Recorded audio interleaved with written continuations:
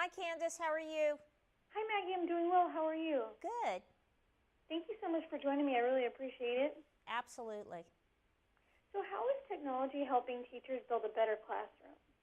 Well, I think that technology is playing a huge role because it's helping bring the classroom more to life and, creating what's likely going to model the way kids are going to work in their work lives. I mean, you got to think about it. Kids today are being taught or being prepared for jobs that we haven't yet invented. So technology has to be there just like your basics, your ABCs.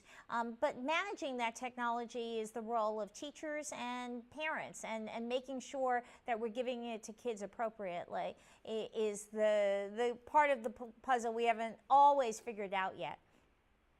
And what are the resources available to both teachers and parents to help bridge the gap between school and home?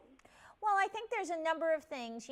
Obviously, the advances in computer technology has allowed for things like notebooks and tablets that are much more portable and on the go. Kids are doing their homework online, downloading it.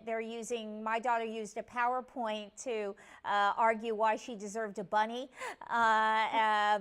So kids are really technologically savvy, and I think teachers are using that to say, okay, you could do a book report, but maybe you want to do a video report or do a Facebook page on pharaohs, which my daughter did as well. I think that for teachers, the other thing is there's bing.com/classroom, which is a way you can find out about search engines you can use Bing in the classroom, which is a guided search worked on. It was role modeled here in New York. I saw an example of it that really helps keep kids safe and not searching something or finding something in search that you really don't want them to see. And I think managing that is one of the ways that we can really help guide kids on the right path. And are there specific products and services schools are using that parents need to know about? Well, I think bing.com/classroom provides a lot of information about opportunities that Bing and Microsoft are looking for. I think the other thing to do that teachers and parents need to do is they need to have a conversation at the beginning of the school year where they ask, okay, well, I know, Susie gets a tablet in the 4th grade. How will that tablet be used? How can I reinforce that?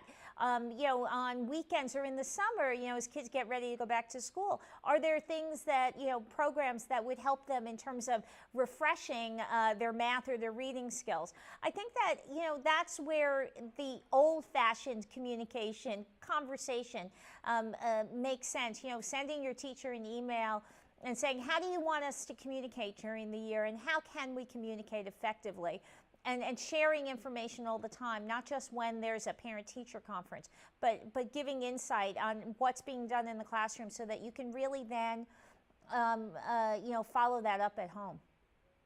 Absolutely. And do you have any additional tips or information you'd like to share with us? Well, I think everyone should read the parade.com, How to Build a Better Teacher, which gives you insight into the way we've learned how teachers teach, that it's not just about personality, but it's about methodology and trial and failure. And the best teachers know how to take a wrong answer and make it a right, and really engage students and create connectiveness. And this can be learned like everything else. And so parade.com and then bing.com/classroom for resources that can help your school catch up and be on top of the technological evolution going on. Wonderful. Well, thank you so much for taking time out of your busy schedule this morning, Maggie. Have a great afternoon. Thank you, Candace. Bye. Thank you. Bye-bye.